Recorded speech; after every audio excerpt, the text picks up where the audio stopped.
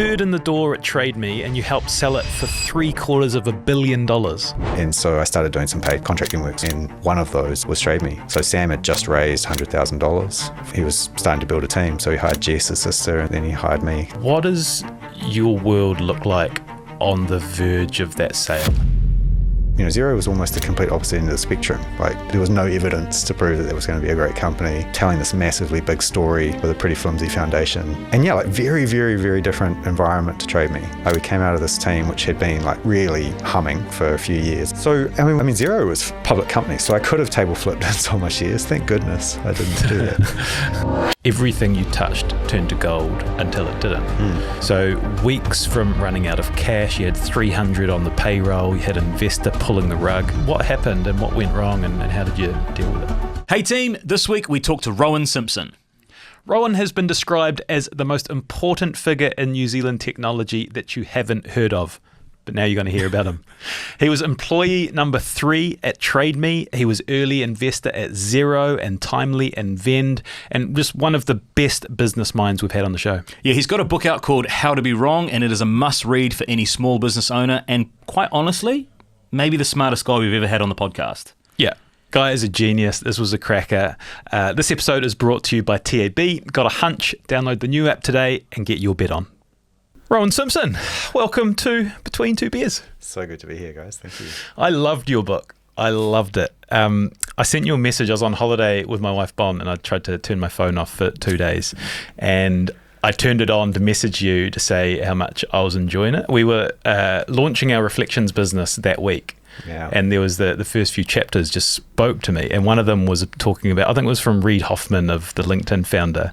And it said something like, if you're not a little bit embarrassed, then you launched too late. Yeah. And I had great pride in sort of sending that around to the team, like, look, guys, Rowan's saying it. But is that why you wrote the book, to help people? Man, it's so delightful to get people having screenshots of your book with bits highlighted or whatever. It's like, that makes it all worthwhile. So yeah, it was awesome to get that message. Thank you. Sorry to make you turn your phone on though. Yeah, well, that's a sign. No, that's a good sign. It moved him so much. Right. There you go. We've put a lot of thought into how to talk. Like, you've got one of these lives where there's so much to talk about. But you've been described to us as having a lot of really deep trenches that you know a lot about. And our plan is to dive into those trenches, and we're going to pull you in lots of different directions. But we wanted to start by asking you about piano. And I was hoping you could tell us why that's important to you. I think you guys are the first who have ever asked me about that. It's a good start. Yeah, I mean, I learned to play the piano when I was a kid. Like, I did lessons and stuff. And it's just something I've always enjoyed, I guess. And it was, I mean, I've met some interesting people as a result. So Nigel, who we might talk about later, who was one of the original 4 at TradeMe. You know, what he and I had originally in common was music. So yeah, it's just kind of, it's been something that's been a fun part of my life, I guess. And I don't generally play for other people much anymore. Probably for the best for them and for me. But it's definitely, if I have some time and need to just kind of do something else, then that's what I'll kind of gravitate to. And you've got one at home? Yeah, we do. Yeah, we do now. Is there any story behind that, or is it just something, another, like a distraction in a safe space for you? Story behind it? You mean in terms of how we got to have it or whatever? Yeah. I mean, there was this really weird, complicated story when we bought it, because we bought it off this guy. We live in Nelson, right? So we were building this new house.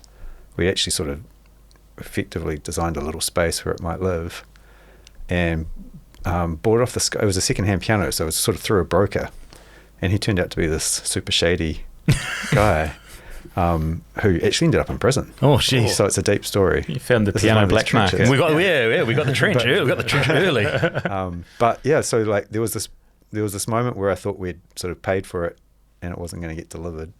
But then we managed to, actually our lawyer managed to kind of scramble it. Wow. Out from before it got kind of caught up in all of those proceedings. So who would have thought piano chat would go down a sort of a dark and more than just chopsticks, though? Oh yeah. I mean, I can play. Yeah, if you were forced, you're hosting a dinner party. Is this where you kind of like pour the? Well, yeah, we've actually got a baby grand in the back there. Right. No, have you got a go-to? Rowan, get on the keys. What do you got? Yeah, I mean, the things that I play are like all the ones that the songs that people will recognize straight away are always the best things to play in those settings. So, Billy Joel, Elton John, Yeah. bit of Coldplay, whatever. Dr. Dre. Yeah. Yeah, not so much. But That's it's one thing to have the guitar to be able to pull out and strum a few tunes. Another thing to guitar's way more practical. yeah. There's not that many opportunities to do what we're talking about. Yeah. Nice. Good start. So Random start, but we good. have spoke to a lot of people in the build up to this, and we're going to bring some voices in as we go along. But one of these sources, who will remain anonymous, said, I think you're catching Rowan at a really interesting chapter in his life. He's built and sold companies. He's done the coast to coast. He's on the board of Sports New Zealand. He's raised his kids. He took a year off to go around the world with them. And now he's put his book out into the world with all his thoughts. So what's next? Like, is the next chapter going to be any different? This was the question from one of our sources. So I wondered if you could take us to current day. Where are you at with life? Yeah, I mean, there's actually that's kind of one of the things that I write about, is that when you do something great, the first thing that everybody asks is, what are you going to do next? And it's a really confronting question. So I don't actually have a good answer to that question right at the moment. Maybe the answer is, hopefully I'll work it out. But it's a bit of a, maybe an end of some eras, and I don't really have the next ones lined up. So, but I think that's okay. Yeah? Like that's sort of, again, what I write about in the book is that coming out of the experience of being deep in the companies that I worked on, and then trying to work out, do I want to be an investor? What do I want to do? Or do I want to do nothing? I think is sort of the hook in the book. I don't know, doing slightly less would be good, but I haven't worked it out.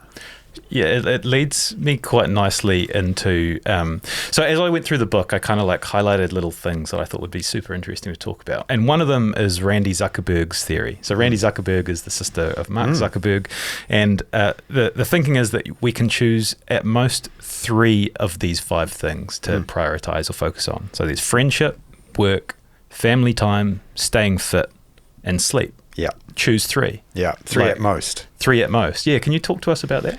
Yeah, I mean, it's a much better model, I think, than work-life balance. Like, lots of people talk about work-life balance, and I think that's a bit of a mirage.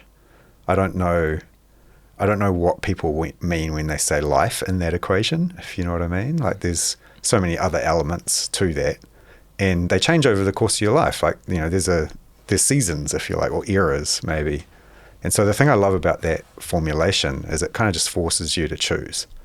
Like, most people think focus is what you say yes to, but really focus is what you say no to. And so like that little list of 5 things forces you to choose 2 that you're going to deprioritize. So rather than saying choose 3, a better way of formulating that might be actually to say choose the 2 that you're happy to compromise. And, like if you're in the phase of your life where you're deep in a business and you're wanting to make that as great as you can, maybe you're compromising your fitness, or maybe you're compromising family, God forbid.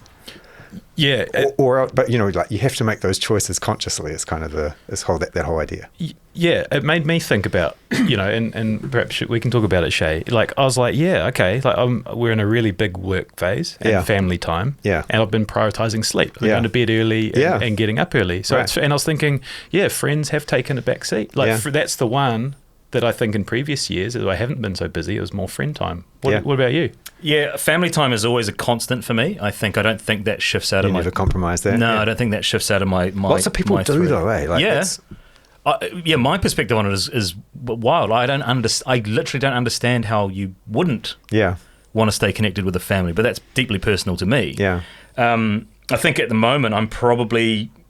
I highlighted work and staying fit, and then I kind of really thought about the staying fit thing, and I'm like, Is that a stated intention or a realized intention? Yeah, totally. But I understand what you're saying in terms of just not being able to focus on and put energy into all of them at the same time. I kind of think I had this theory before of life on a tightrope, and you kind of sometimes it's way out this is kind of the lie we've all been fed, I think. Like, this is certainly true for me. I'm sure it's true for you guys. You've been brought up to believe you can do anything, which is like this message that gets drummed into kids, which is wonderful.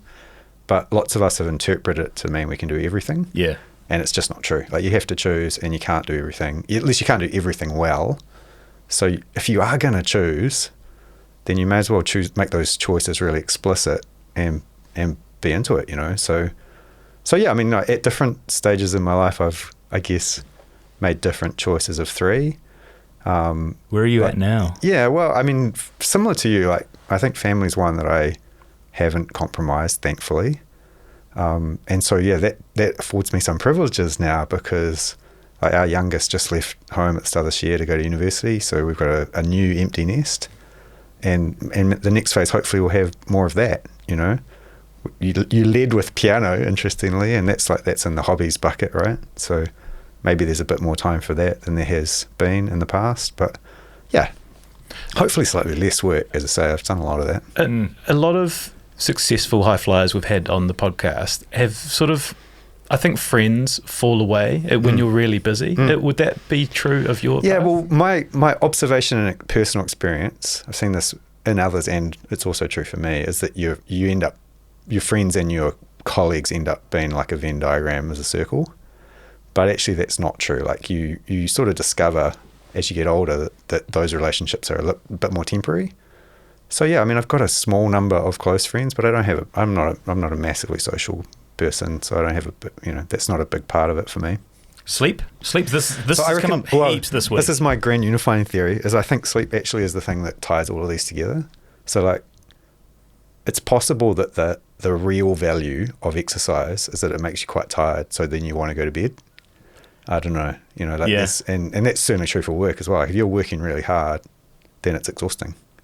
And that's what you need to do to kind of recharge. So maybe that's the single kind of bit at the top of the pyramid. I don't know. Yeah. For listeners who don't know who Rowan is, I'm going to sort of summarize your story. And I've heard you say in interviews it's quite hard for you to do it. So I'm going to sort of take that weight. I hate being asked to do it, so go for it. If you give it a crack. Okay. You were employee number 3 at TradeMe, the first non-Morgan, and you were involved in the $750 million sale to Fairfax. You were head of product and an early investor in Xero before becoming an investor and director in software firms Timely and Vend, which sold for $135 million and $455 million, respectively. But the book is called How to Be Wrong, and it feels to me like you got a lot right. But you spend the first chapter talking about how all of those businesses came so close to collapsing. And I feel like in this, that's kind of the most interesting part to attack. It's like, yes, you've got the success from the outside, but how close things were to not working out. Yeah. I had this opportunity to work on all of those companies and others as well, which have been successful. And we wrap so much mythology around success and definitely for those sorts of companies, but I think in general. So yeah, when I thought about the book, I was determined to start with those near-death moments because I agree with you, they are the most interesting bit of the story, and especially for people who are working on their own things, because it's easy from the outside to look at successes like that and imagine them to be like these smooth rides, and then compare that to your own experience, which is typically a series of disasters, and think that you're doing something wrong when actually every success is like that. And so I think hopefully that's a much more useful kind of way of describing these stories than just focusing on the bits we got right. And yeah, the other thing I would say is like that whole mindset of being wrong, kind of being uncertain, being a little bit fearful, being anxious in terms of launching too late and being a bit embarrassed. Like those are actually the traits and the behaviors that get you there.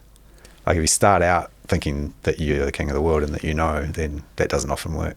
And the romantic notion, or the parts that are often spoken about, are we started with nothing. And then we sold it for this, and it's all the stuff in the middle is like the really interesting part, but nobody ever seems to talk about it. Nah, it's weird, eh? We get these little snapshots of these companies in terms of what they say out loud in the media or whatever, and yeah, it's like often you'll see one story, it's like, we just raised some capital from some investors, and then like a few years later we sold the company. It's like, wow, just like there's this montage and you missed all the interesting bits.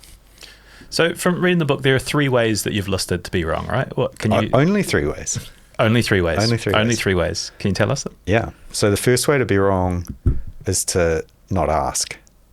So like just don't even measure, don't inquire as to your results, which sounds kind of silly, but actually this is very, very common. Lots of people don't actually create a feedback loop. The second way is to not know, so to make a mistake, which is kind of quite human. Like, we're all constantly making mistakes, but when you are kind of measuring trying to work out whether things are working, trying to deeply understand, there's all sorts of biases and things that can come in there. So to just give one example to sort of flesh that out, you guys have got a new business. The first handful of customers that you have in that business are probably not likely super representative of the customers that you have eventually. So you need to be a little bit careful about that. So that's don't know. And then the third one is don't tell. It's like just lie, which is to like know that you're wrong, but pretend that you're not. And again, that sounds silly. It sounds like it would be easy to avoid doing that, but especially in startups, it's like very, very common because we're sort of encouraged to fake it till you make it often, which is lying. That was described to me by one of your sources as bluffing. Is that kind of another way that you use it in your own rhetoric? I suppose so, yeah. I mean, that's just another variation of the same behavior, right? Which is just not being honest with yourself, and as a result, not being honest with others. But with yourself, most importantly, like if you know that something's not working, but you don't address that, then that's being wrong, and that gets you eventually. Yeah, this is real timely episode. You say like there's only 3 ways to be wrong. Is this like a Rowan Simpson original, or is this like widely accepted? Oh no, I haven't. I think I came up with that. It's from a really old blog post. That's what I wanted to know. Like, how long ago did you arrive at like this shit? This is really clear and simple, like easy for me to understand. There's 3 ways. Yeah, I think if I remember correctly, I think it's from like 2010 or 2012, so it's like properly old. Yeah, stood the test of time. I think I started off writing a post called "How to Be Right," and realized that actually what I was describing is like these are the things you need to not do. So like don't pretend that you can get away just living on belief. Like actually measure your results. Like don't fall into all of these common traps that people fall into. Like and most of all, just don't lie. Like be honest with yourself first and foremost, or have other people who will force you to account a little bit. And then I realized I can't think of any other ways. So I've been saying this for years. Maybe there's a 4th way, but no one's come up with it yet. Yeah. All right, I want to start sort of building the snowball. So can you kind of get us in the door at TradeMe and sort of summarize the beginnings and how that all kicked off? Yeah, I mean, the route for me into TradeMe actually was through my own startup, which was called Flat Hunt.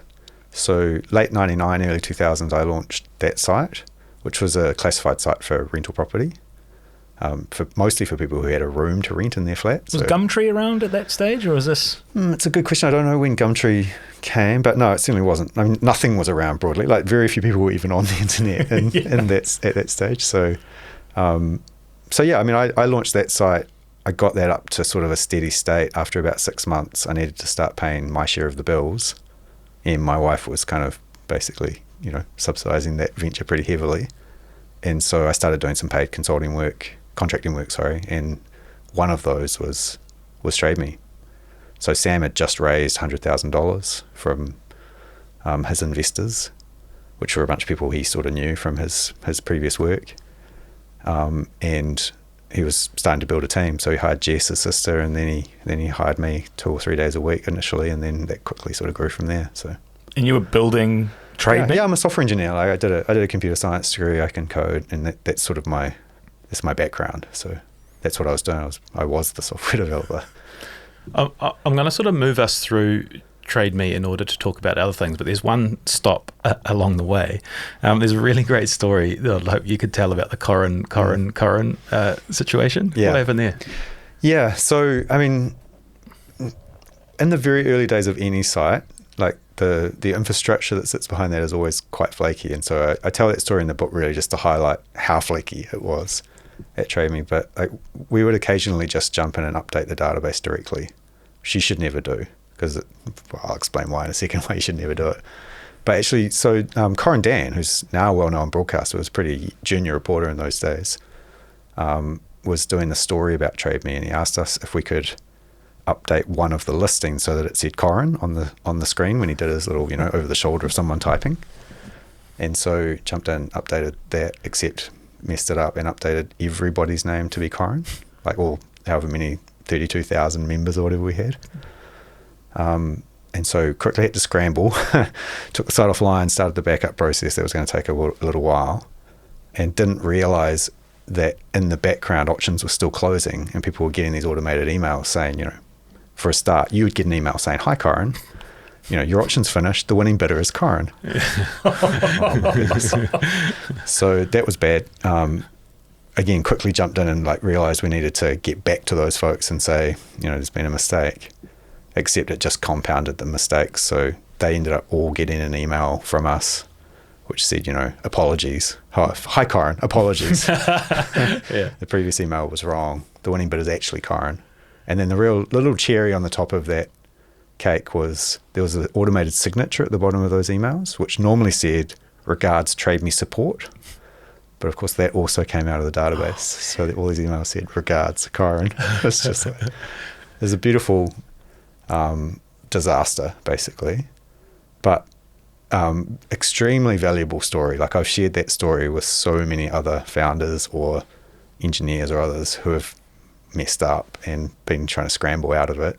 That sort of stuff happens all the time, and hopefully not as bad as that, but it's remarkably common to just feel like you've messed up in a big bad way. And I don't know, maybe it's helpful to kind of realize that was true for us too. Do you remember stressing about it at the time? Do you remember crisis calls? So the most interesting thing about that story, if you read the last little part of that chapter, I say, this might be a constructed memory. Yeah. Yeah. And so that's sort of intentional, because that story, the way that it's written in the book at least, is actually an amalgam of about 3 stories. So this didn't just happen once. It happened once with Car and Dan, yeah, but it happened more than once, elements of that. And I think the Corin, well, I actually know this now, sort of reverse engineered the dates as part of writing the book, but the Car and Dan version of that story, I think, was actually while I was in London.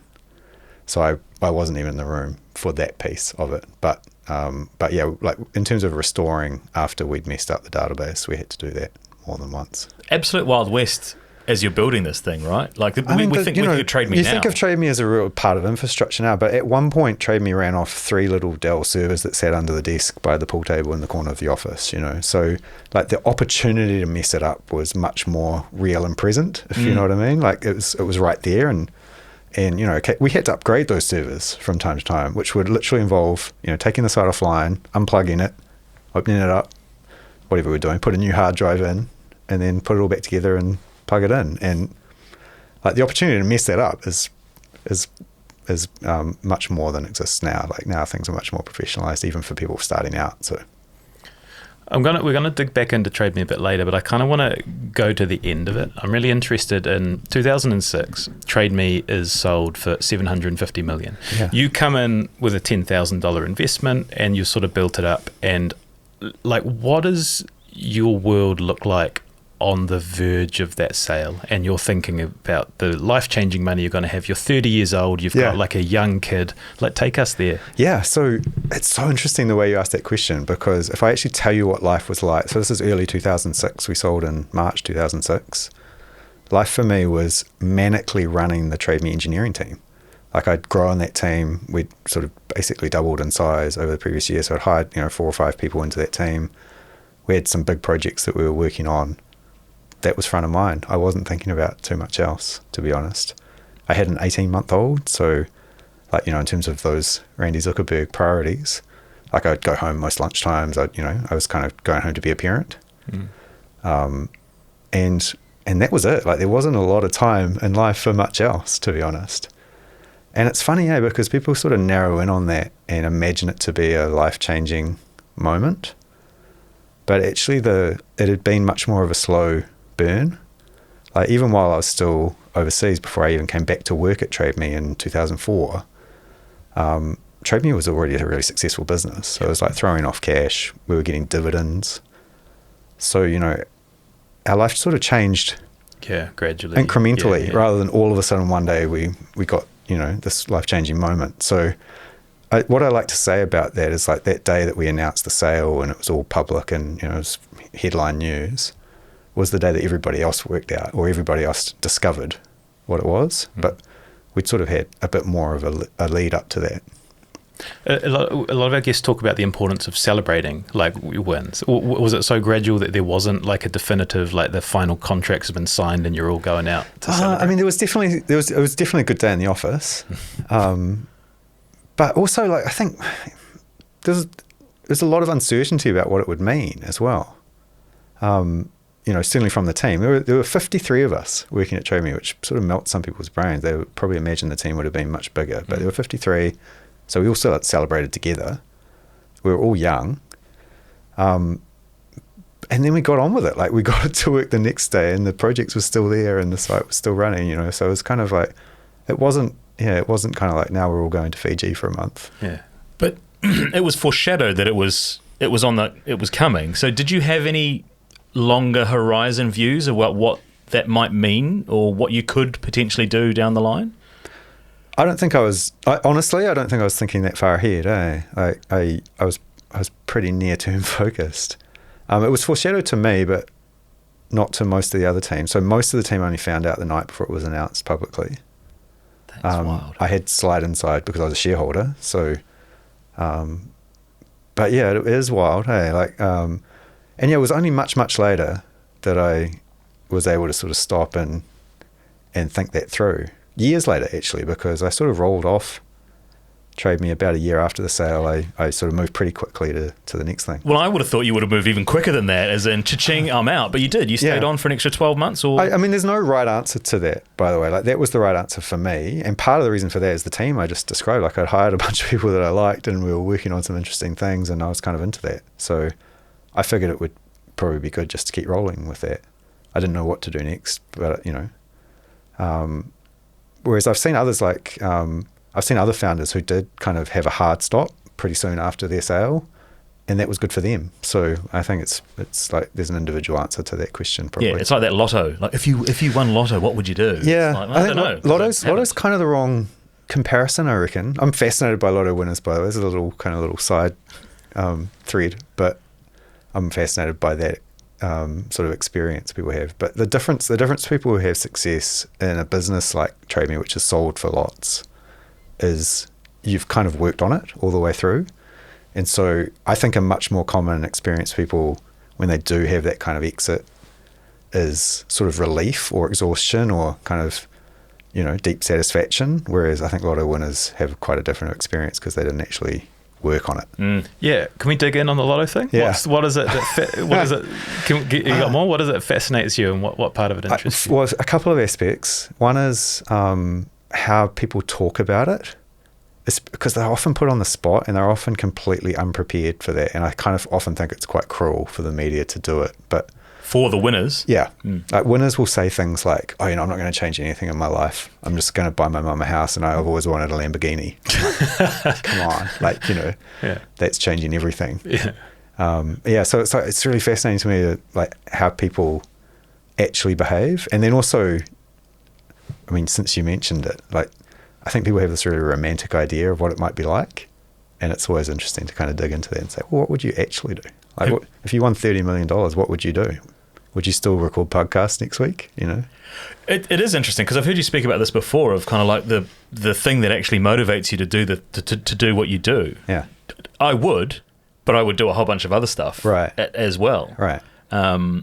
Yeah, so have you ever actually? I know you're a data guy, so have you actually ever spoken to any of the any of the winners? Well, yeah, I mean, there's research on this, and the outcomes aren't great. A lot of lotto winners end up blowing through it, and a lot of them ruin their lives. But you talk about mythology as well. There's a lot of mythology around. Oh, that guy's that what house. Would you do? That house there. That was the guy that won. Yeah, I mean the other doesn't live there anymore. This is I don't know if this is great talk, but the other awful thing is the amounts are really misunderstood as well.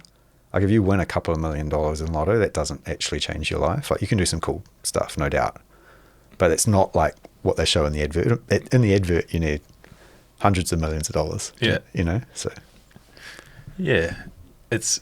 I was just sort of been thinking about would I continue doing the podcast if I had $30 million in one lotto? Yeah, I think I would. You would. I think that's a pretty good sign you're on the right track. Yeah, and this is, that's individual answers. The other part of lotto that I can't believe we spend so much time on lotto. It's great. The other part of lotto is the way they talk about the winning stores. It's like, Oh, it literally did nothing other than sell a ticket. Yeah, lucky But, dude. but there's a lucky store in Wainuiamata, and so you should go buy your lot of tickets. Mairangi Bay, there's another one as well. Go on. But yeah, there is some stats and detail and interesting stuff around I wrote that. this post many years ago, which was kind of flipping all those around. So it's like, the disappointed store owner who is like, I didn't sell the winning ticket. I've never sold it. Yeah. You sort of mentioned, and if, for the listeners, it feels like we're sort of racing through. It's just because you're kind of stumbling onto these like even bigger and better things. Like the next one was Xero. You're like, I moved on to the next thing. 2006, you sold TradeMe. 2007, you're an early investor in Xero. So, and that's Rod Drury, and that's again like a whole different thing. Like, can you take us to how that mixed up and perhaps what it was like working with Rod? Yeah. So, Rod joined the TradeMe board like a few months before we sold. And so that was the first time I met him. So he was kind of, involved in some of that around the time of the sale. Got to know him a little bit. He was starting to work on Xero at that point. And then, in 2007, sort of, shoulder tapped me and said, maybe you'd like to be part of this team, which actually came tightly bundled with maybe you'd like to invest as well. So they were just ramping up for the public listing on the stock exchange, and he needed to raise about $1 million to fund that listing. I tipped in a bit of money, became an investor pre-IPO, and then joined the team. You said head of product. I was actually head of product strategy, which is important because I made that job title up. Like I was hired into no specific role, and I sort of had to work it out for myself. And that's started being what I described it as. But it was a bit of an everything role. Like very, very, very different environment to TradeMe. Like we came out of this team which had been like really humming for a few years by that point, which was really analytical. Kind of, we thought pretty hard about what our priorities were and how we did things, to the how to be wrong kind of triad, like tried to anxiously avoid all those three things. And Xero was almost the complete opposite end of the spectrum. Like there was no evidence to prove that there was going to be a great company, telling this massively big story with a pretty flimsy foundation, trying to list on the public stock exchange, so sell shares to the public. It was a whirlwind. Did they have to pitch you pretty hard to get me to work there? Yeah. I think I was probably ready for the next thing by then. Like I'd sort of tidied up the loose ends that I had at TradeMe, and it was, in some ways, it was probably delightful because it was my first investment and my last job, and they sort of came bundled together. So yeah, it was sort of perfect in that sense. It's an interesting place to be tipping money into an idea. Yeah, I saw the product, so there was actually a team of people. It wasn't just Rod, and they'd built like the first version of Xero. And as soon as I saw that, it was just like that's got a good chance. I think this product is it's ready to go. Yeah, I think people do think Rod is Xero. Yeah. So let me tell you about the other co-founder who very few people have heard of, Hamish Edwards. Like he was instrumental in getting it going as well. And actually, a lot of those early conversations around investing and what have you were with Hamish, not with Rod. They together, Hamish and Rod had really hired a superstar team. Like TradeMe was a very young team. Like we hired lots of very young people, and then we all worked hard and kind of got up the curve. Whereas Xero was a bit different. They had a bit more money, a bit more ambition publicly, and had hired a team of superstars really. So there were a lot of really impressive people at the Xero team. And like one of the great things about the book is to be able to tell some of those stories of some of those people. So people like Ali Grigg, who came to Xero from Air New Zealand. He was the chief technology officer at Air New Zealand before that. Or Phil Fairlinger, who was the designer. Daryl Gray, who I've worked with on a number of other ventures. Like, I'm just saying names. You've never heard of them. Most people have never heard of them, but these people were all instrumental in the early days of Xero. And that, to use that continuum, that is the bit in the middle. That's the most interesting bit. Yeah. It's always, you always hear about the founders of these companies, but the people sort of numbers 2 through 50, those are always much more interesting stories to me because like they tend to be heads down kind of people as well. So they're doing some interesting things. Founder or team, or is it circumstantial as to which is more important? I think that gets pretty blurry. Like I'm not strictly speaking a founder of any of these companies. Flat Hunt, I was a founder of, but like I wasn't the founder at TradeMe, but then how early do you need to be before you're just a team? I don't know. Like, it's blurry. Xero's worth $20 billion now. When you left, did you know it was a big success? No, kind of the opposite. Like, I don't even know if the share price was back up to $1 when I left. So we floated it at $1. We raised $15 million. The company was valued at $55 million in the float. And for a long time after that, the share price was less than $1. So like the market was pretty negative about Xero. I remember reading this analyst report came out while I was working there, and the headline on the analyst report was, "This could be the first company named after its share price." Yeah. Which is like, when I've invested hundreds of thousands of dollars in it, it's like, geez. The opposite, Like I sort of left very confident about the product. Like I knew it was a winning product, but they hadn't cracked it yet. So it was the success was almost all entirely ahead of it. And there were some really critical moments later, like Craig Winkler, who was the founder of MYOB, which is one of our biggest competitors, a couple of years after the float, made a big investment in Xero. That was important. One of the things that I really championed actually when I was working in the team was the idea of going straight to small businesses. Like, that was sort of our heritage from TradeMe, was direct to consumer. And actually I was 100% wrong about that. Like, ultimately what got them there was when they really started making the accountants channel, a really lucrative, distribution channel for them. And again, that came a couple of years after I was there. So I was going to say, was that part of product strategy, or was that? I would like to be able to claim that, but it would be entirely mythological. There are a lot of like business myths out there, right? I think most of what we understand about startups is myth. So I rattle through a number of them in the stuff that I've written. I think it's great to be able to cut through those, because, as I said before, it's much more healthy and helpful if you can understand what it's really like, rather than sort of just believing the myths. We've sort of touched on a couple of names. It's like Sam Morgan and Rod Drury are kind of titans of New Zealand business. But through not only your journey with TradeMe and Xero, you must have been exposed to a whole bunch of interesting characters along the way as well. Are there any that sort of float top of mind when you think about people that you've met along your business life? I mean, there's hundreds. Yeah, as I say, one of the delights of the book is to be able to tell some of those stories. I feel like all of these companies have people like that, though. So, I briefly mentioned Nigel before, who's an old friend of mine from before TradeMe even. He helped me a little bit with the design at Flatheart. But, again, somebody that no one's ever heard of. He was the second largest TradeMe shareholder. And he's got a number of other really interesting strings to his bow, I think it's a shame that we constantly narrow in on the lone geniuses, the founders, the one name that gets attached to every business, because those are all interesting people, don't get me wrong, but there's interesting people across the spectrum. Well, you're one of those. Like, was it an active part of your makeup to shirk line? I mean, you've written a book now, so the spotlight's on you, but yeah, is that part of your makeup to kind of operate in the shadows? I don't think it was an active choice. I think it suits my personality better, probably. But it's also just the reality. Like, it's not like I had lots of opportunities to be famous and said no to them all. It's just not the way that it works, right? And also, I don't know if I've shirked at it. Like, I feel like I started blogging about TradeMe in 2006. It was a long time ago. So, like, I've been telling these stories constantly, and there's a small group of people who have kind of been aware of those. But one of the hopes for the book is it kind of punches through that barrier a little bit. I talked to one of your friends about the business journey, and there's TradeMe and there's Xero and there's Vend and there's Timely, and I was like, what's the most interesting part to hone in on? And I want to talk about Vend.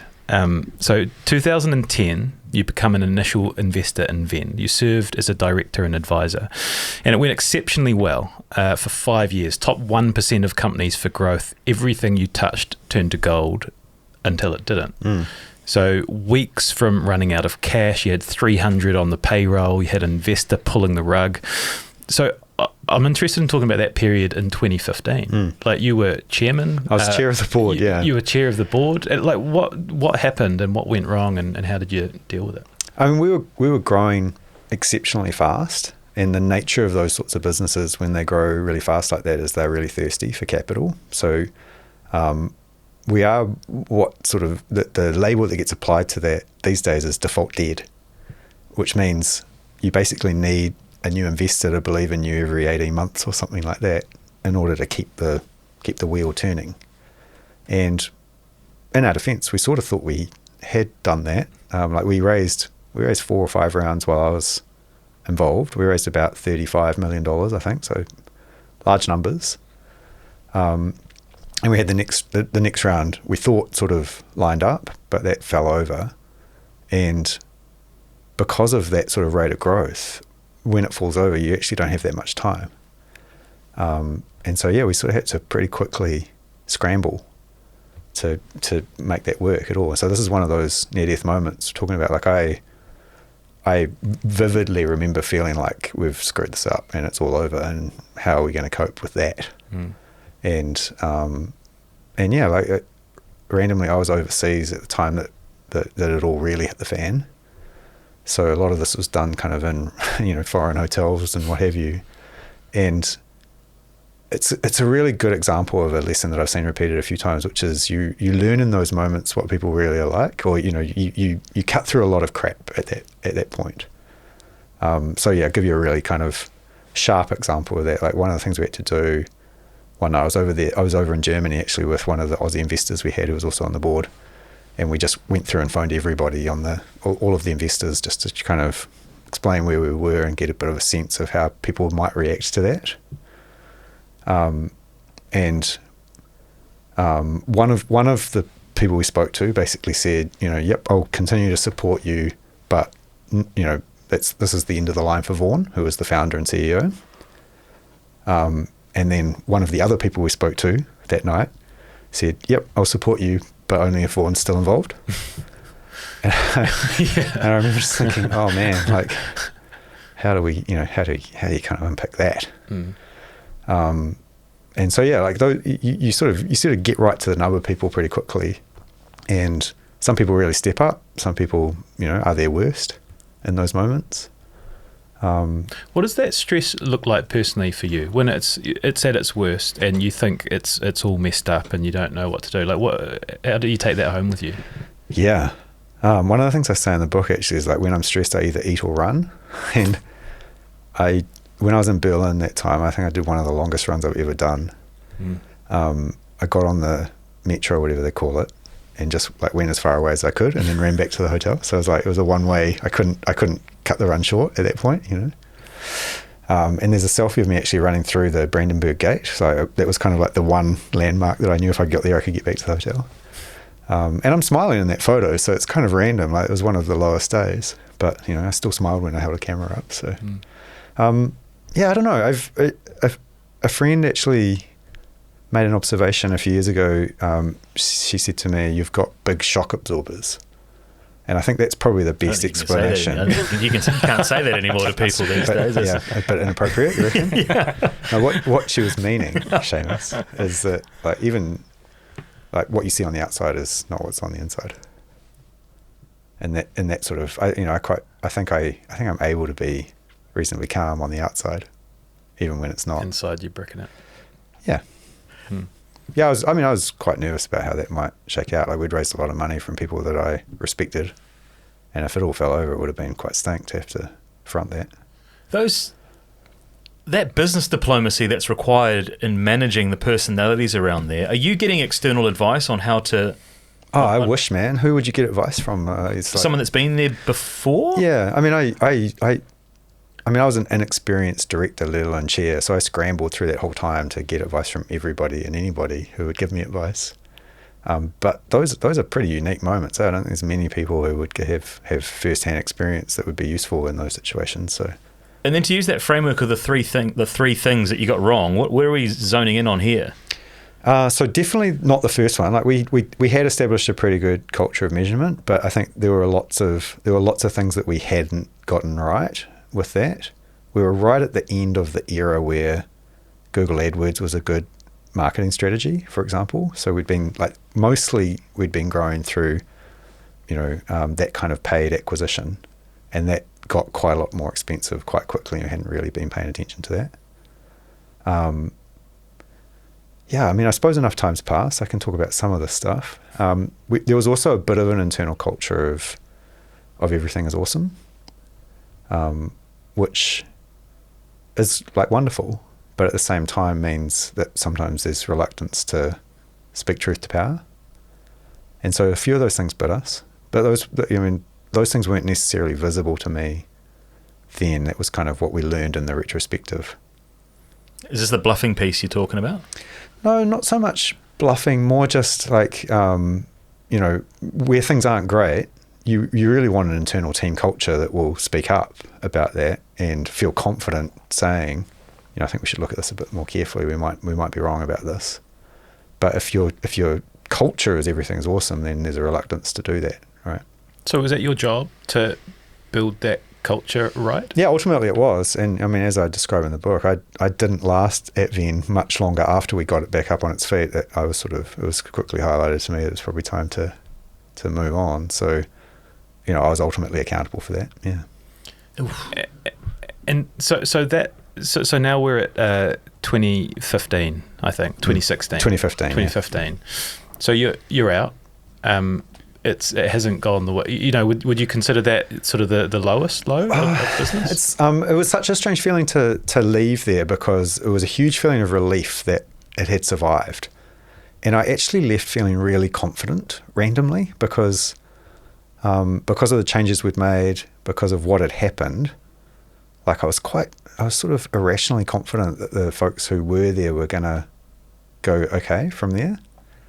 So, I've done it a couple of times. Like same experience I had when I left Xero, I kind of flipped into investor mode. Like I'm no longer in the room day to day, but I'm still a shareholder and I still believe in the company. And so what can I do to be a great investor at that point? So that was sort of my mindset. Yeah, I think that's a misconception I have, is that when you're out, you're out. You sell your shares and you're completely gone. So you retain. So, I mean, Xero was public company, so I could have table flipped and sold my shares. Thank goodness I didn't do that. I didn't sell any shares when I left Xero. I still thought the company's future was ahead of it, and that turned out to be true. Vend wasn't a public company, so I couldn't have sold my shares even if I wanted to. Like there's no market for those sort of startup shares. So yeah, they were stuck with me as an investor, whether they wanted it or not. I was one of the biggest investors. Yeah. So 2016, you take the year off. 11 months traveling around the world with your family. You're obviously financially set up for life, right? You've had a good run. Like everything is taken care of. What's the thinking? Is it just like the kids are at an age where you want to share experiences with them, and then you'll sort of find out what you want to do for the next step? Yeah, we'd been talking about it for a while, and then what happened at Vend sort of created the opportunity, so we sort of ran at it quickly. The genesis for it actually was a conversation with our oldest. I remember taking them to Wellington one time, and we were walking down Lambton Quay. So Wellington, where I grew up and where all these businesses were, but we'd moved out of Wellington by then. And they were complaining about how many people were on Lambton Quay. It's like, too many people, I don't like it here. And I was just like, oh my goodness, if you think Wellington's a big place, we need to address that. Yeah. So came up with this idea. I'd spoken to Em about, even years before, of spending 12 months traveling, spending 1 month in 12 places and having just like this variety of different experiences with the kids. So yeah, we sort of, when the opportunity was all of a sudden I was unemployed and we could do it. So yeah, the kids were 10 and 12 and they were the perfect age, and we ran it, and it was awesome. It's possibly the best year of my life. Yeah, I was going to ask that. Did you realize you're living did you have moments of real gratitude that holy shit, like I have had business success and now I'm living my dream with my family? A number of them, yeah. That year was genuinely cool. We went to all 7 continents. Yeah, did you do 12 and a month and 1 month and 12? I think we went to about 25 places in the end or something like that. We sort of compromised on that. We did months in a few places. So we did a month in New York, which was actually the original idea. Like, I need to take you to New York and you'll learn what crowds are really like. We did a month in New York. We did a month in a few other places. But some places we went, probably you wouldn't want to spend a month there. We did a awesome camp and horse trek in Mongolia, for example, you probably wouldn't want to spend a month there. So, do you class Australia as a continent? Just out of curiosity. So what are the 7 continents? Well, yeah, I mean, you said it. So, Australasia, isn't it? No, that's 2 continents melded together. Asia is a continent. So there's Europe, North and South America, Antarctica. That's 4. Yeah, Australia, Asia, Africa. So yeah, 7. Yeah. Where do the Pacific Islands? But we went to Australia in that. Yeah, I'm just curious. It's like a geography bugbear of mine. It's a good one. It's a good question in terms of the Pacific. Yeah, because then it doesn't fit in anything. Yeah. Australia. FIFA too, right? So. Yeah, and that's my reference point. Yeah. That's always my reference point. Right, I want to bring in the voice of friend of the show, Raylene Castle, because we went to her and sort of said, friend of the show. What's we got to have everyone. I said, what's Rowan like? Like, what can you tell us? And she said, my experience with him as a board member and the person that I know is more that he is deeply thoughtful and often around a board table will have a perspective from the other side. So he'll come at a group discussion with some very different thinking, but it's always very well thought through. It's sort of like left brain, right brain. He sees something and the whole table stops and goes, I hadn't thought about it like that. So he changes the dynamic and the focus of a room full of people who might start to develop groupthink. He will check and challenge in a deeply respectful way, but is scarily off the planet smart out there. It really does keep a table full of people on their toes, and it helps them approach a challenge or an opportunity in a really different way. So an example is we were talking about kids, mobile phones, and physical activity and how it's all so bad.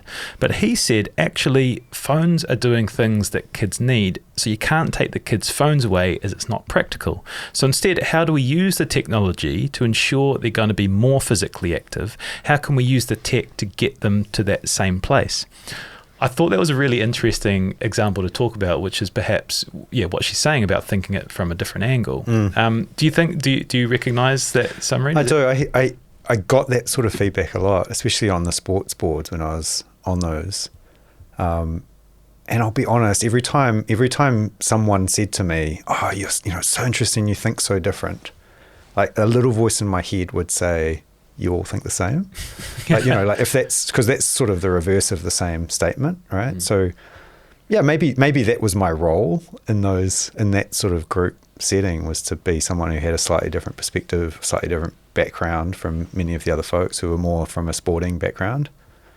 But yeah, I mean, I stumble into these things often. Like, I don't do that consciously. I don't turn up to a board meeting and think like, today I'm going to be contrarian. Like, I wondeed about that, whether that's like, it's just the brain. Yes, I just say what I think, and then everybody goes, "Oh," like, "Oh, okay, what did I say?" But yeah, I mean, like that's a good example. Like I mean, it's topical right at the moment, even as we're recording this, around social networks and whether they should be banned for kids. Like pretty much the only social network I use religiously is Strava, which keeps track of your runs and rides. Like, it's a delightful social network. So like where you kind of flip that around and say, how could you use the technology to create the outcomes you want, rather than banning it and thinking that will create the outcomes you want. Like creating an incentive, right? Like for the... I mean, any Conqueror. All of these things are good and bad too, right? So, that's been true of the internet. It was definitely true of mobile, and I think it will be true of all the technology waves that come in the future. It'll be like, is it good or bad? It'll be like, yes.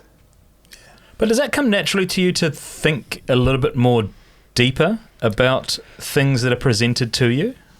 That's just the way I think. So yeah, as I say, like I always find it quite confronting when I get that feedback, because it's not something that I'm actively or consciously trying to do. It's just the way I am.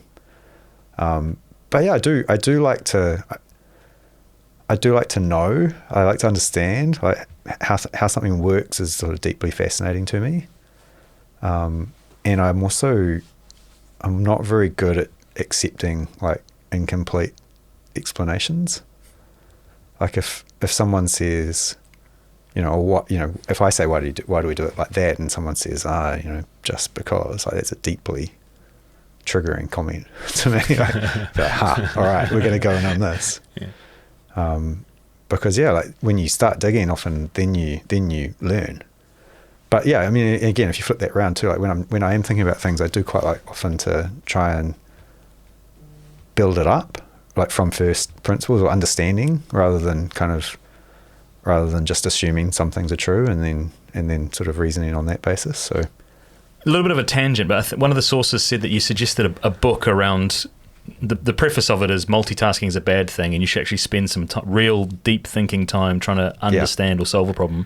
Two things. One, what is that book, and is it something that you, again, to dig down on that, really spend some quiet time every day, deep work, deep thinking? It's a good question. I don't know what book there might be. There's a few that sort of pop into mind. It might be The Untethered Mind, but I'm not sure. Maybe. I would maybe even start with a article rather than a book. So Cal Newport, who's a professor in the States, wrote this article called Busy or Remarkable, which is kind of like you have to choose one of those two things. Most people think one is the same as the other, but you have to choose. And so, prioritization is a big part of that. But this has been part of my professional life too. Like, I was, when we were running the product team at TradeMe, for example, Sam and John and Jess and Mod and the others who were, running that business would arrive every day with great ideas. And it was just this constant battle to say, well, what are we actually going to work on? There's only so much capacity in our team. And so you're sort of forced to come up with little mental models that work for that. And I've written about a few of those in the book, but they're sort of generally applicable too, right? So, sitting around the table at Sport NZ, you've got tens of millions of dollars to allocate, but not infinite amounts. Like how are we prioritizing this? What are the outcomes you want? It's the same problem. What one of the analogies that I loved in the book is the description of the founder or the business owner is often described as being on a roller coaster, but you're like, it's more like a BMX ride, which I had always been saying roller coaster, but when I read the BMX analogy, I was like, that's more of that. It's way better. Can you tell us about that? Yeah, I forget how I came to that. I think it was through Sarah Walker. So for those who don't know, Sarah Walker, Olympian, silver medalist in London, BMX rider. Podcast dodger. Ah, well. She's been called out. Keep working on that. Really good sort, I would add to that list. But, IOC member now. Make a great guest. Yeah, would be a great guest. I'd listen to that episode. So she and I did this thing at the Deloitte Fast 50 one year about mental skills or something like that, was whatever our session was. And I think that's where the metaphor came from. I was sort of frustrated at that stage by roller coaster because everyone just uses it as a bit of a trope. And I'm like, I've been on roller coasters, like there's no risk. And you start out where you end up, like it's not even the right sort of physical metaphor, right? Just makes you feel a bit ill very briefly.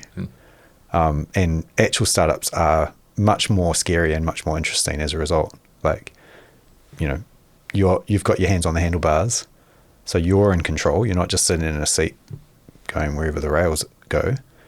You're in a race, so other people are trying to beat you. There's competition. And if you don't get it right, it hurts, as Sarah sort of can demonstrate multiple times. Like at that session we did, she played the GoPro footage from her big crash when she smashed herself up in 2015 or 2014, whenever it was.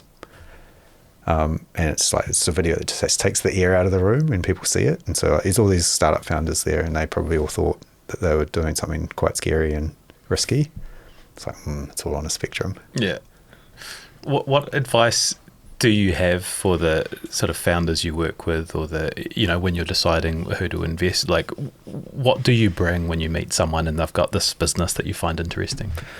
Yeah, I don't know that there's a cookie cutter answer to that. Like I try to sort of morph around whatever they need, and that will change over time as well. So when I first started working with Vaughan, like Vaughan was Vend more or less. Like he started it with his wife at the time, and it was a bit of a rough idea. He had a few customers. So a lot of those early conversations were just really basic things like fleshing out a finance model or starting to think about how the team might be structured, all those sorts of things. Trying to work out what our customer segment might be in those early days. And then, by 2015, as we were describing, I was like chair of a board. We had lots of investors, some big VC funds around the world had invested. And so, the interaction with not only Vaughan, but his exec team by then was entirely different, so you have to kind of adapt to the situation. But yeah, the bit that's common maybe in all of that is just asking good questions. Like that's really the job, it's not to tell, but it's just to tease out. And so, it would be fascinating to sit down with you guys and just tease out what are the actual hard bits about the business you're working on, and what are the constraints and all that sort of stuff. When can we do that? Well, we've realised, Rowan. We've actually got a presentation we want to pitch to you. No, I say that because talk about we realised, because that's important to you, right? Yeah. So in some ways I regret writing about this, because now every pitch I get is going to get this, whether it actually fits this model or not. But I mean, I've seen a lot of investment pitches over the years, and most of them have the almost exact same structure, which is they describe the problem, they describe their solution to the problem, and then they get to talking about things like how big the market is or yada yada. And they never put themselves in that story. And I'm much more interested in the real, the thing that the people who are pitching bring to that. So yeah, I've learned over the years, I've realized over the years that the best pitches start with that word. Like if you can start your pitch with, here's something we've seen which others haven't noticed yet, or we've done some experiments, this is what we learned, that's a much better pitch than here's a problem, here's our solution, it's going to cost this much, there's a billion people in China who will buy it. It's like that's a far less compelling pitch. I want to talk about like what you're doing with your success in philanthropy, but before that, like, does this energize you when you're working with young founders or anyone that you can sort of help give guidance to? Is that what you found your real joy in? Yeah, I mean, people who are great, it's kind of a generic statement, but yeah, you take a lot of energy from working with them, and that's a repeated experience, right? Like whether it's Sam and the team at TradeMe, or Rod and the team at Xero, or Vaughan and the Vend crew and everybody since. Like, those are wonderful opportunities to be part of, and I do love it. Yeah, it's like what gives me energy. But there's that's true of lots of other settings too. Like you talk about, we were just talking about Sarah Walker, for example. Like spending a few hours with her and really understanding how she was thinking about her Olympic campaign and everything else. Buzz.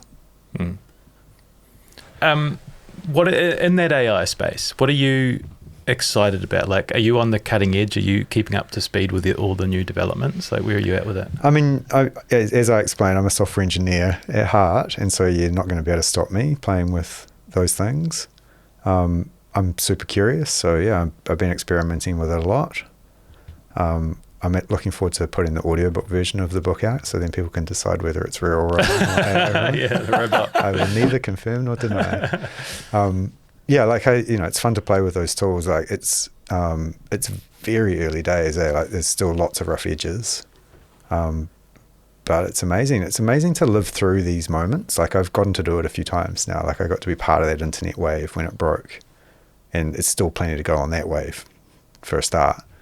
But that was a pretty awesome wave to ride. And then, the mobile wave. So Steve Jobs announced the iPhone about 3 or 4 months before we floated Xero on the stock exchange, which is kind of a brain melting idea if you think that we were pitching that company without any sense of how mobile devices were going to change the world, and have changed the world.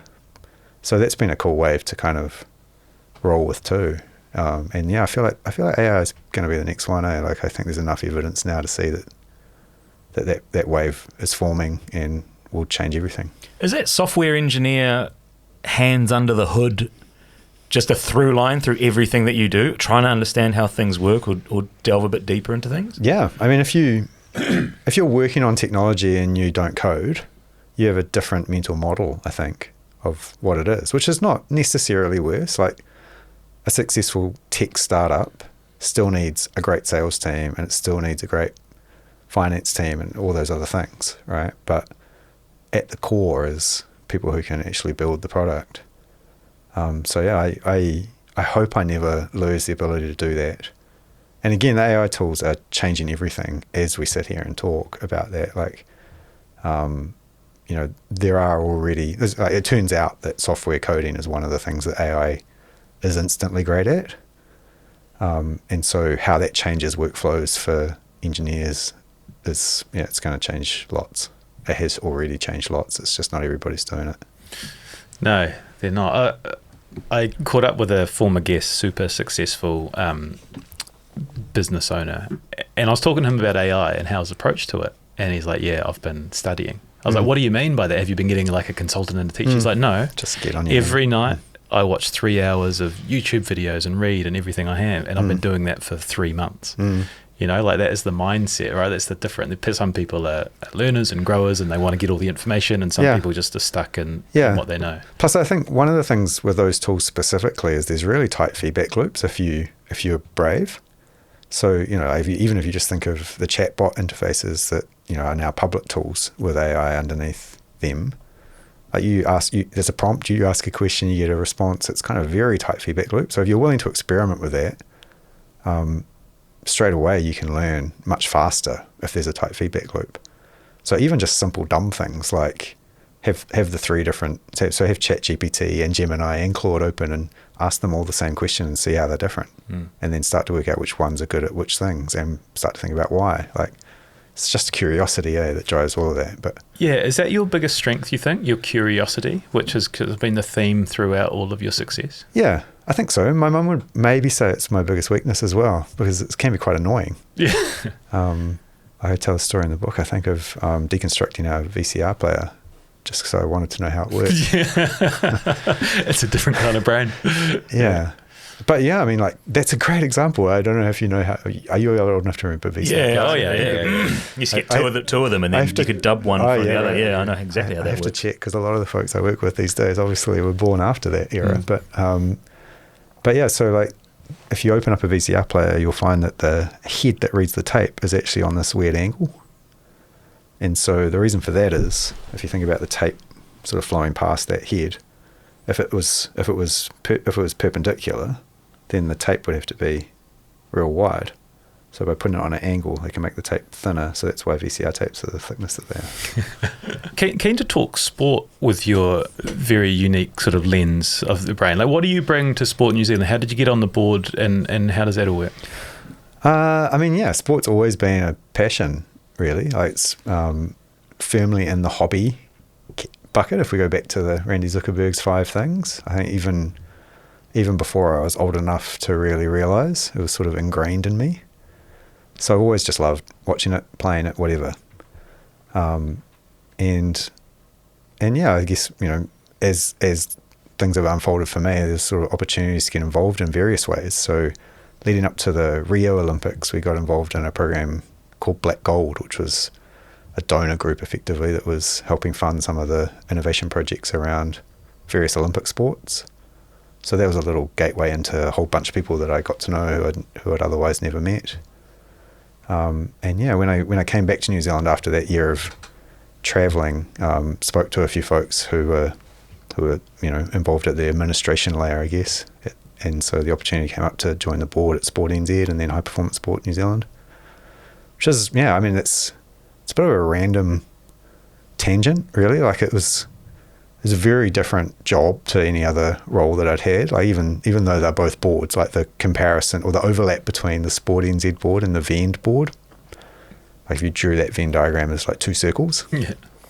But yeah, it was really opening. Like, I learned a lot about how those sorts of organisations are run and governed, and hopefully contributed a lot too. Like, you were talking before about Raylene and that perspective of slightly fresh eyes. I think hopefully that was useful.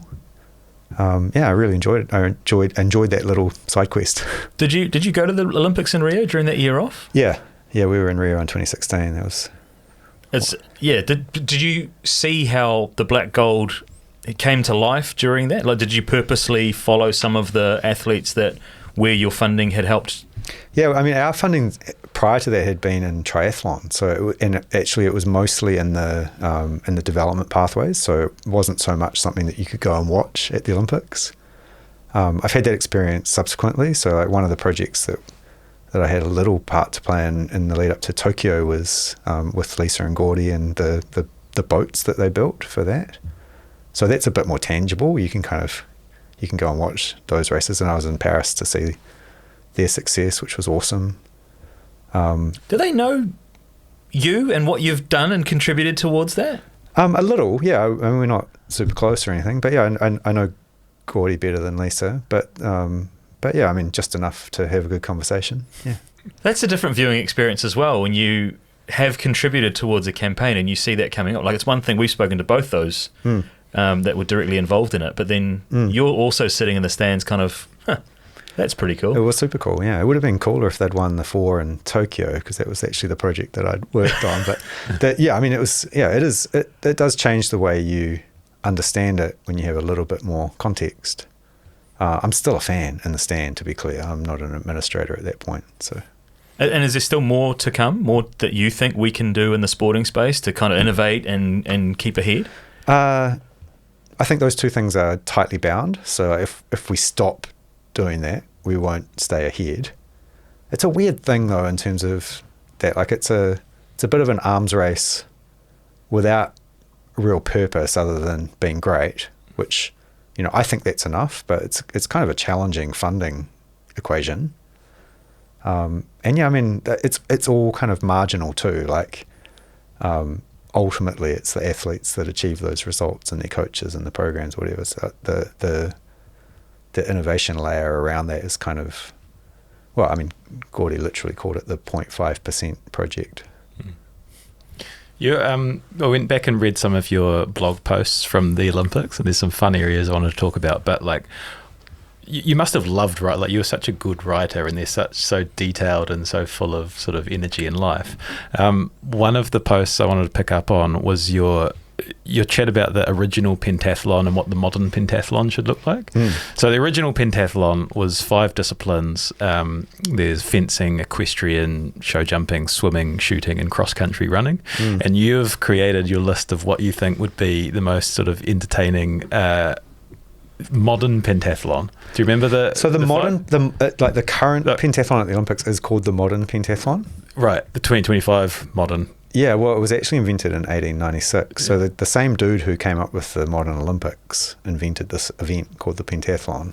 And if you go back to those early Olympics, it was basically most of the athletes were soldiers, and it was kind of an excuse to do sport and train and whatever. And so those 5 are like the 5 skills for a soldier, really. Like ride a horse, fight with a sword, shoot a gun, swim, run cross country. Yeah. And so, when we were in Paris, we had a lot of fun in Paris, like debating all these things, which have kind of been, I grew up with my brother having these epic debates about what should and shouldn't be an Olympic sport. So, if you ever want to, just tap out at our house, start that debate, and then just sort of fall back into the bushes, because it could go for hours. You've got some strong opinions, though, haven't you? I've written them all down now, so people know what they are. But they've been formed over many, many years. We were talking about the pentathlon and trying to come up with what a properly modern pentathlon might be. Like, one of the really great things in Paris was they had this precinct around Place de la Concorde where they had all of the street sports, so the breakdancing and the BMX and the skateboarding, and everything was sort of all in this one precinct, big pedestrian area for that 2 weeks. And so we were thinking, like, there's kind of an opportunity here that you could sort of create the mashup. Yeah. So I forget which 5 things I put in that list, but it came up with a good list. I've got them here because I pictured someone like having to who'd be good at them all, and see. So it's skateboarding, breaking, which I assume is breakdancing. That's the proper name for breakdance. Right, sorry, my bad. Rock climbing, BMX, and canoe slalom. Rock climbing. That's right. So we went and saw. So there was a Kiwi guy who I think surprised a lot of people. He made the finals. And it's an incredible spectator sport when you're sitting right underneath it and they're climbing up above you. I feel like breaking's the one there that would separate. Oh yeah, that would separate a lot of those athletes. It's so interesting. Like we went to the. Did you watch? We went to the finals of the women's breaking, and so that earlier that day was when Ray Gun had happened, but we'd been somewhere else, and so hadn't sort of gotten the. hadn't got the memes yet. And so just went to the finals, and it was amazing. Like however many, there were maybe 8 athletes in the final, just exceptional. Like, it was so entertaining and so athletic and so skillful. And I reckon all 8 of them must have just been absolutely gutted that the meme became what it was, because it totally distracts from what were these amazing performances. So you should go back and watch the finals of the women's breaking. It was only a few hours after Ray Gun. And it's quite a different experience from a viewer's perspective. But That's a judge's score, though, as well, isn't it? It's a judge sport, yeah. Yeah. See, So that wouldn't qualify under my strict criteria. Which is first over the line, right? Higher, faster, stronger. Yeah. Which again makes sense. I think from a New Zealand perspective, if we could really make that work, because it takes. Let me test this one with you. So I don't think football should be in the Olympics. Completely agree. Oh, do you? Yeah. Okay, Yeah. cool. Strongly agree. Yeah. Because we've got our own It's a World Cup. compromise. Yeah. Yeah. Should be the pinnacle of your sport. to win Yeah, an I think a Olympic lot of medal, team but- sports shouldn't be in there. But the thing is, like, I came up with whatever the other criteria were. When you actually go through the list, like, there's hardly any sports. Yeah, there wouldn't be much left. Yeah. You wanted poetry in there.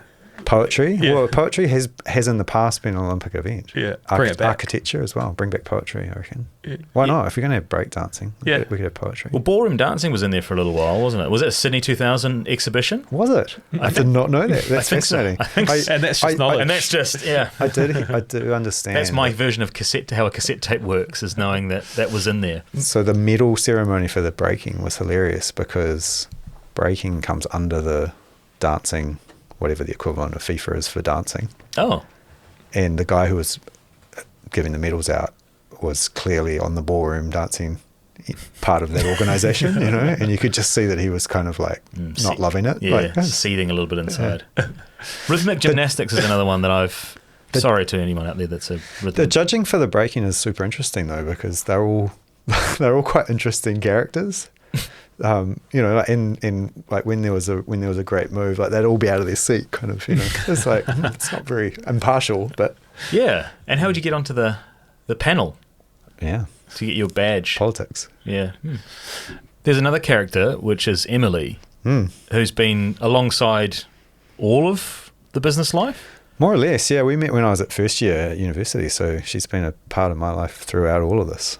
What does she bring to yours? I mean, none of this would have happened without that. Like, go right back to the story I told at the beginning around Flat Hunt. Like, I had a bit of money saved up, but we had a flat by then, and she was working, and I was doing the startup dream.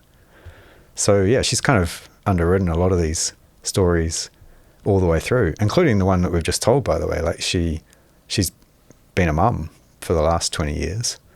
And has done an amazing job with our kids. Hasn't always been easy for her either, but yeah, like, has done a much better job of being a parent than I have by being a bit more focused on it. Yeah. In the sporting lens, Eric Murray called it the opportunity cost, right? And when you think about it from a sport perspective, it makes sense. But I've never thought about it from a business perspective of chasing the business goals and starting that and doing this. And that does take you away and out of the home and all over the world. Yeah. And plus, I mean, just to re-emphasize that point, like, the assumption that everybody's going to be great at it is also not true, I think. Some people are going to be better at it than others. It doesn't matter how much I train, I'm never going to be good as Rowan as Eric. Do you know what I mean? Yeah.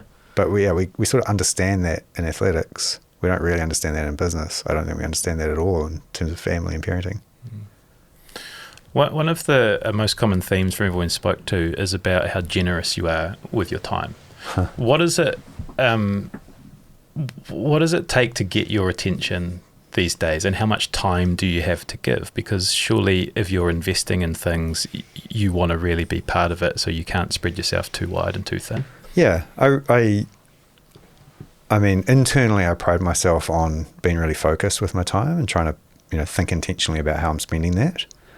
And that's a constant challenge. And I tell you what, writing a book and doing a bunch of podcasts about a book that you've written is one way to blow that up in a big way. And so, yeah, it's kind of constantly fascinating to me, the people who ask for that time.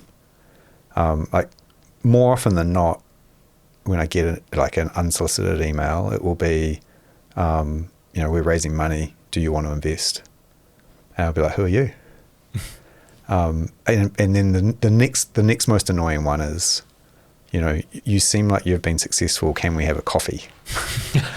And I'm just like, I don't know. There's not only so many slots for that, I'm much more interested in spending time with people who I already know well, which is there's a bit of a paradox in that, I appreciate.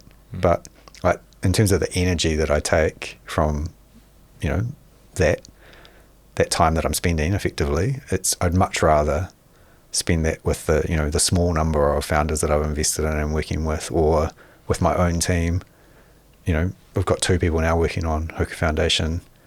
I should spend more time with them. Do you know what I mean? So every coffee meeting I do, every minute that I spend replying to dumb emails is not doing that.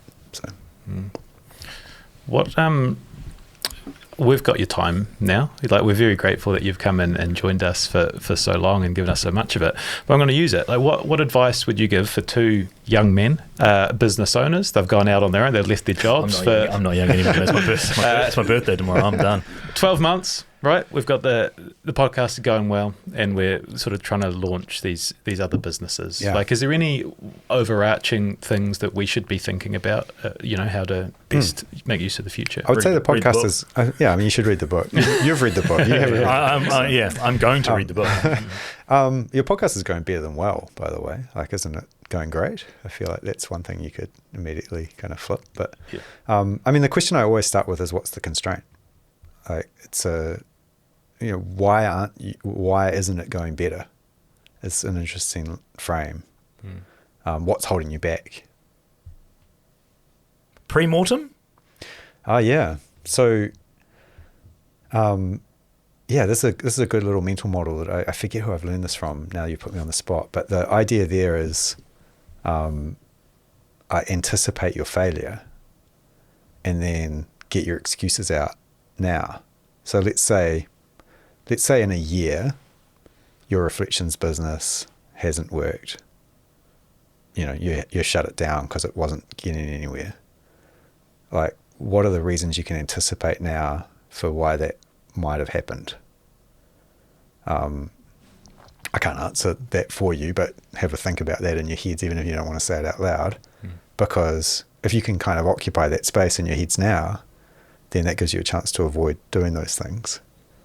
So the example I use in the book is actually a sporting one, which is the one and only marathon I ever ran in Queenstown. And it was actually my brother who kind of walked me through this pattern the night before. He's kind of like, cool, he said, what's your target? And at that stage I was consciously avoiding trying to set a time target. He's like, I think you can break 4 hours. What would stop you? Like, let's say we're talking tomorrow and you've done 4 hours and 10 minutes. Like, what are your excuses? And I was like, great question. So my excuse would be probably that I blew up. Like, I was walking by the end, or I ran out of legs with 10Ks to go or whatever. And he was like, okay, great. Well, what are you going to do to avoid that? So, well, I'm going to pace myself at the start. And he said, no, you're not. Like, he's more of a runner than me, but he's kind of like, you're more than likely going to hone off the line.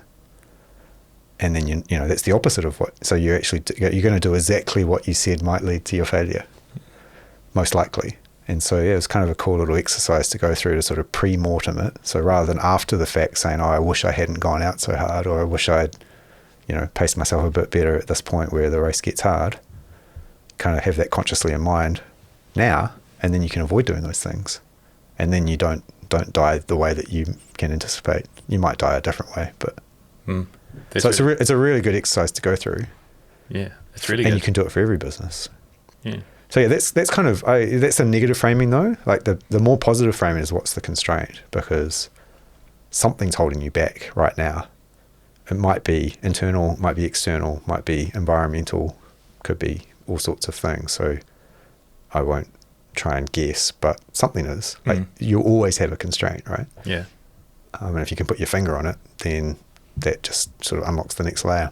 One of the things that I loved about sort of like researching you over the last week or so is how you've sort of dispelled some traditional sort of sayings, fail fast is one that you hear all the time, and you're like, no, can you talk about that? Yeah, so this is another piece of mythology, I think, that we wrap around startups. And so failure now is kind of glorified. Like, you'll get people who are advising startups saying, that failure is actually part of as a stepping stone to success. And I hate that advice. Like, I've worked on startups, I've invested in startups that have failed, and it's horrible. Like, it's a deeply horrible experience, especially for the founders, because they're all in on those ventures. So when their venture fails, it's it's catastrophic sometimes. It breaks relationships. I've experienced that personally. When you work closely with someone and it fails, that can be really hard to sort of recover from. And the opportunity cost is huge. Like, if you think about all of the money and time and effort that's put into something that doesn't work, which could have been invested elsewhere. So yeah, glorifying that feels really perverse to me, and I kind of hate that that's advice that's given, especially to young founders. And especially when the people giving that advice have never actually worked on their own startup and failed themselves, because then it's actually kind of, I think that's kind of bad. Yeah. And yeah, like the much more healthy mindset, I think, is sort of back to the title, is kind of like start with that assumption that you're wrong, be like constantly paranoid about that, and fail small. Like if you fail in tiny little ways constantly because you're making these little mistakes, you're aware of them, you recover quickly, and you create feedback loops on them, like that's actually how you win. Like you don't win by having this massive big punt and having it blow up in your face. Like that's most likely catastrophic. The other one I like is, I'm going to butcher it, but if you say like you want to be customer focused or something, you've got to provide an example of a business which isn't customer focused. Yeah. What's the price you're prepared to pay? I mean, a lot of, I think this is true of all businesses now, but a lot of startups spend quite a lot of time, because they're brand new teams that are forming, thinking about values and mission and purpose and these sort of things. And it's easy to get a bit tropey with it, but it's actually a really valuable exercise if you can do it well, I think. I'd be interested to hear if you've done this for your own business. But I mean, having done this with a few teams now, I've sort of seen some repeated patterns. And one of those is that the things that you settle on are actually not values, they're just table stakes. So we're going to be customer centric. It's like, who isn't customer centric? Like, is that actually a differentiator? Or we're going to be data led. It's like, again, who are the people out there sort of actively avoiding any data in their decision making? Yeah. And if you can't find those sort of counterpoints, then you probably haven't found a value. You've just explained table stakes, because really great values, the opposite of them is also a great value. But and then you're consciously choosing one, not the other. And so a nice way to tease that out is to kind of ask, what's the price you're prepared to pay for that value? Like, how much will you spend to keep doing what you say is your preferred way of doing it? So an example of that might be loyalty. So you might say, hey, one of our values is we're loyal, and the cost of that is that you hold grudges, because that's the flip side of loyalty, right? And so yeah, like if you can articulate the opposite of the value and say, and that also feels like a potential choice, but then you can say, no, we're not going to do that, we're going to do this, then you've probably found something really interesting. That was it at Timely? We haven't spoken about Timely, where you sort of distilled the values down into those 4 bullet points, and it was really refined, and it took sort of months and months before you would actually show them to the team. So Ryan at Timely, who's one of the 3 founders of that business, is kind of the canonical example of this, because he really leaned into that exercise with his team, and I think maybe slightly accentuated by the fact that they were a remote team, so they were spread all around the country and all around the world eventually. And so values in that environment are even more important, because you're not kind of bouncing off them constantly in the office all day, every day. He went through this really methodical process. There were originally, I think, 7, and he spoke at a business conference, and his whole presentation was like, these are the Timely values, even though they really weren't officially then. And he did that just to sort of pay attention in the room to which ones sort of sparked people's, like which one caused the eyebrows to raise, because if everyone was just kind of nodding, that's probably just table stakes again, but there were a couple at that point that were a bit sort of confronting the way that he worded them, and that's what everyone came up to him afterwards and talked about, and he's like, okay, we're probably onto something with those. And then another thing he did, which was kind of interesting, was for a long time he would use them in onboarding with new employees. So he would sort of sit them down and explain, these are the values. And again, they hadn't been presented to the whole team at this point, but and then get them to basically feed back to him what they observed. And part of the thinking around that was a lot of people think that this sort of exercise is about defining your values, writing them down. But actually, in Ryan's mind, it was much more about discovering the values, like imagine the archaeologist with the brush, kind of knocking the dirt off the bones.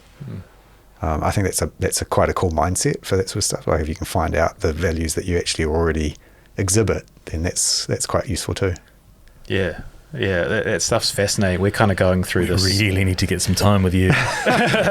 No, we're going through this journey ourselves. Like, we are stepping into business owners. I was a journalist for 12 years. Shay had a bunch of odd jobs. Yeah. And in the last 3 or 4 months, we've really leaned into that, and it's made things clearer. Yeah. And it was very foreign to us, and I'd always seen it as a bit wishy-washy. But once you actually do it, and it is quite wishy-washy if you don't do it well.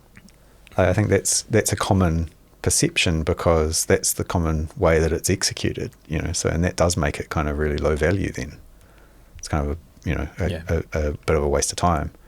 But if you can do it well, then it becomes this really important, valuable thing in your decision making process, because it just cuts through. Like, if you've got this difficult decision to make and one of the choices is aligned with what you've stated your values to be and one of them's not, it's an easy decision. Yeah.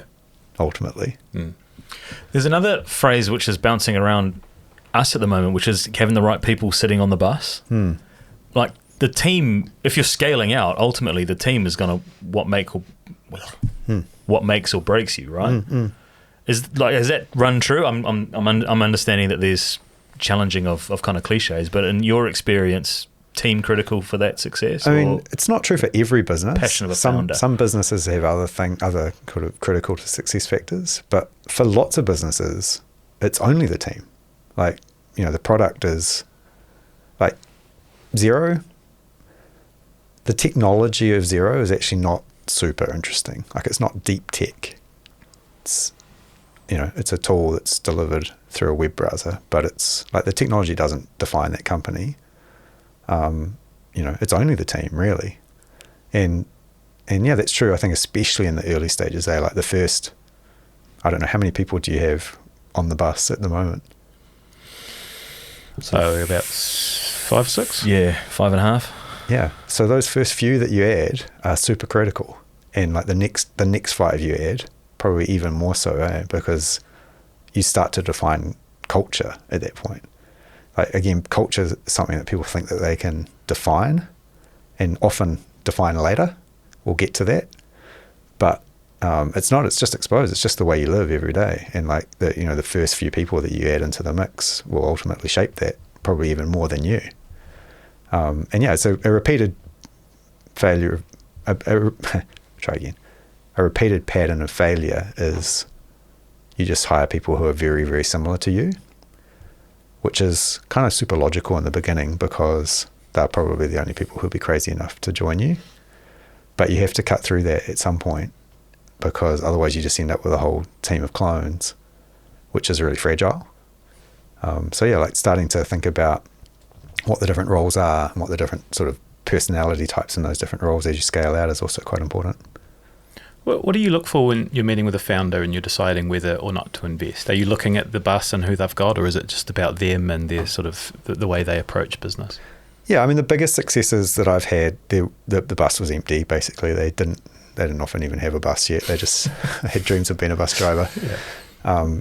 And this is where I have a particular way of investing, which is I'd mostly invest in people who I already know well. I've built a relationship with over some period of time and often have worked with before, which is like a super tiny subset of people that I'm actually interested in investing in.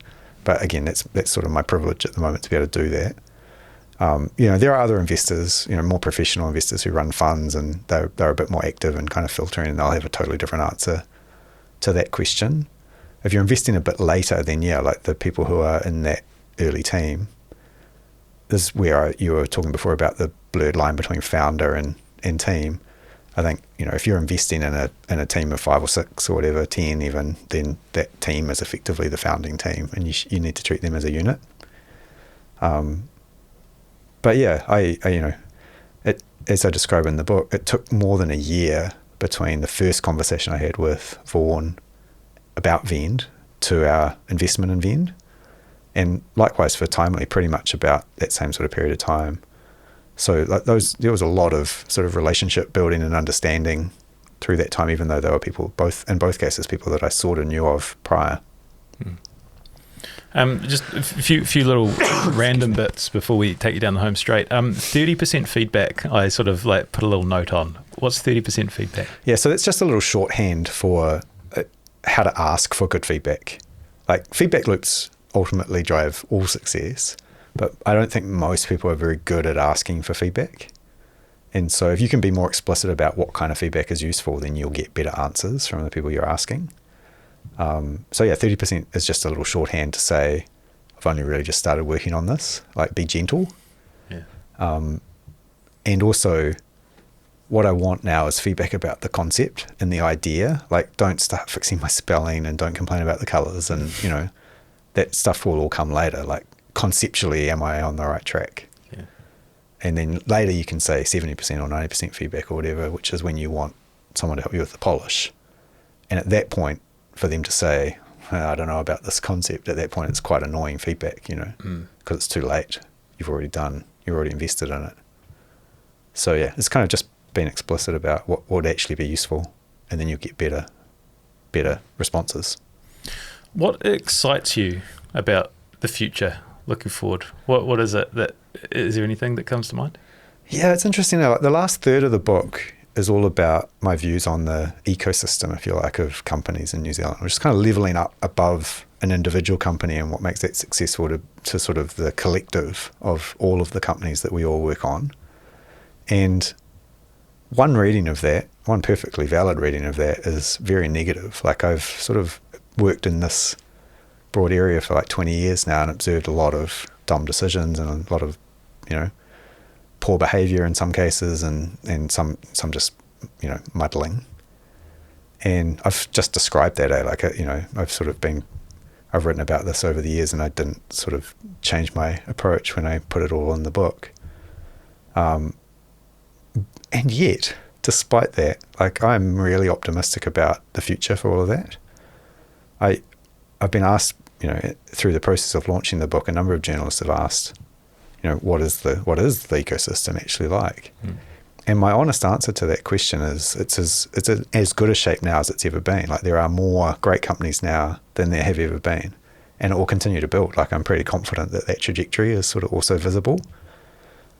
And yourselves are part of that. Like, people like you now are thinking about starting new businesses, and you believe you can, and you do it. And go back to the early 2000s or late 90s when I was doing that, and that definitely wasn't the mindset. Like, people were much more, what the hell are you doing, kind of thing. Whereas, now I think there's much more kind of understanding that this actually is something that you can do and it might work. So yeah, I'm super optimistic about that. And I think the difference, the sort of key piece to understand around that is that I'm excited about it because of founders and the companies. Like, I'm excited for you both. And collectively, I'm excited for all the folks like you who are doing what you're doing, and especially for those people who are kind of recycling out of the companies that have come previously. Like, it's a lot of people I know who I've worked with who have come out of now Xero or Vend or Timely and are thinking about their next thing. And those are relatively easy people for me to invest in as well, especially if I know them well already, and they're excited about going again. That's how an ecosystem actually grows, is kind of like by people doing what you're doing from the ground up. I think when people want to talk about the ecosystem from the top down, I get quite jaded and cynical, but I'm very optimistic about that kind of long-term impact of the bottom-up growth that's happening and right in front of us.